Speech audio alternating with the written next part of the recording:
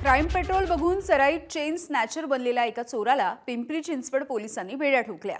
सुमित इंगले असे या अटक करण्यात आलेल्या आरोपीचं नाव आहे आणि तो मूळचा सोलापूरचा रहिवासी आहे। या आरोपीने क्राईम पेट्रोल बघून चेन स्नॅचिंगचे धडे घेतले, सोबतच पोलिसांपासून बचाव कसा करायचा हे देखील तो शिकला।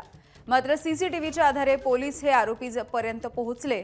जवळपास 200 सीसीटीव्हीचं फुटेज चेक करून पोलिसांनी याचा शोध घेतला। हा आरोपी चोरीच्या नंतर बाणेरच्या दिशेने पळ काढायचा। बाणेर पुणे महामार्गाचा वापर करत असल्याचं समोर आलं। या माहितीच्या आधारे फिल्मी स्टाईलने सापळा रचत पोलिसांनी आरोपीला जेरबंद केलंय। त्याच्याकडून 15 लाखांचं सोनंही जप्त करण्यात आलं। हा पूर्वी सुद्धा 16 ते 24 पर्यंत तो ऍक्टिव्ह होता। त्यानंतर जेलमध्ये गेला। जेलमधून आल्यानंतर त्याने इतर बरीचशी कामं करायचा प्रयत्न केला, ओला उबरचा ड्रायव्हर, चायनीजची गाडी वगैरे। परंतु त्याला ऑनलाईन जुगाराचा नाद लागल्यानंतर, कर्जबाजारी झाल्यानंतर तो पुन्हा या क्षेत्राकडे वळला आणि गेल्या